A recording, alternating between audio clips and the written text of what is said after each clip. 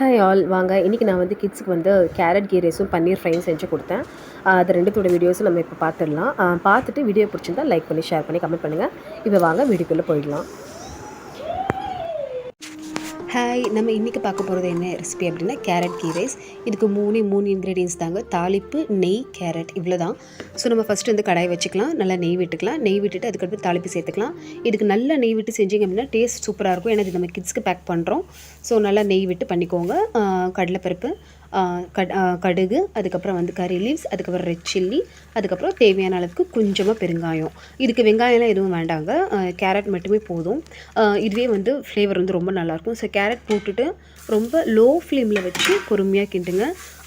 Almost ஒரு 2 to 3 minutes வந்து போதும். அதுக்கப்புறம் வடித்த சாதம் நல்லா எடுத்து அதையுமே போட்டு நல்லா கிளறி விட்டுட்டு கொஞ்சம் கொத்தமல்லி தூவி எடுத்தீங்க அப்படின்னா கேரட் கீ ரைஸ் வந்து ரெடி.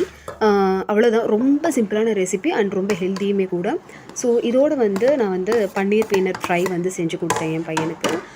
டிஃபன் பாக்ஸ் ஃபுல்லாக காலி ஆகிட்டு தான் வந்துச்சு. ஸோ அந்த ரெசிபியுமே வந்து செக் பண்ணிக்கோங்க. செக் பண்ணிவிட்டு வீடியோ பிடிச்சிருந்தா லைக் பண்ணி ஷேர் பண்ணி கமெண்ட் பண்ணுங்கள். Thank you so much.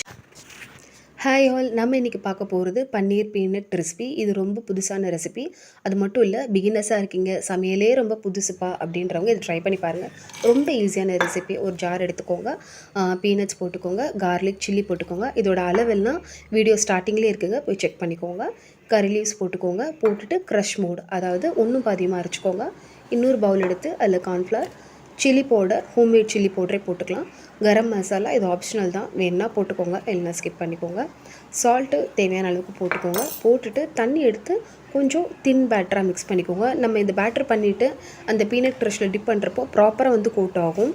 டேஸ்ட்டுமே வந்து நல்லாயிருக்கும். ஸோ இப்போ க்ரஷ் ரெடி ஆகிடுச்சு. ரெண்டுத்தையுமே எடுத்துக்கலாம். எடுத்துகிட்டு பன்னீர் எடுத்து க்யூபிக்கெல்லாம் கட் பண்ணிக்கோங்க. கட் பண்ணிவிட்டு இது எடுத்துகிட்டு அதே மாதிரி க்ரஷ்லேயுமே போட்டு நல்லா டிப் பண்ணிக்கோங்க. கொஞ்சம் நல்லா எடுத்து ப்ராப்பராக கோட்டிங் பண்ணிங்க அப்படின்னா ஒழுங்காக கோட் ஆகிடும். கோட் ஆனதுக்கப்புறமா எடுத்து தனியாக வச்சுக்கோங்க. வச்சுட்டு இப்போ நம்ம இது வந்து டீப் ஆயில் ஃப்ரை பண்ண போகிறோம். டீப் ஆயில் ஃப்ரையும் பண்ணலாம், ஷாலோ ஃப்ரை வேணாம் அதுவுமே பண்ணிக்கலாம். ஸோ இப்போ இது ரெடி ஆகிடுச்சு, நம்ம ஃப்ரை பண்ணி எடுத்துக்கலாம். அவ்வளோதாங்க. ரொம்ப ரொம்ப சிம்பிள், ஆனால் டேஸ்ட் ரொம்ப சூப்பராக இருக்கும். இது வந்து நான் என்னுடைய கிட்ஸ்க்காக தான் பண்ணேன். சாப்பிட்டு பார்த்துட்டு டேஸ்ட் ரொம்ப நல்லாயிருக்கு அப்படின்னாங்க. இது வந்து நான் கேரட் கீ ரைஸோடு சர்வ் பண்ணேன். அதுவுமே ரொம்ப சிம்பிளான ரெசிபி. ப்ளீஸ் அதையுமே செக் பண்ணிக்கோங்க. வீடியோ பிடிச்சிருந்தா லைக் பண்ணி ஷேர் பண்ணி கமெண்ட் பண்ணுங்கள்.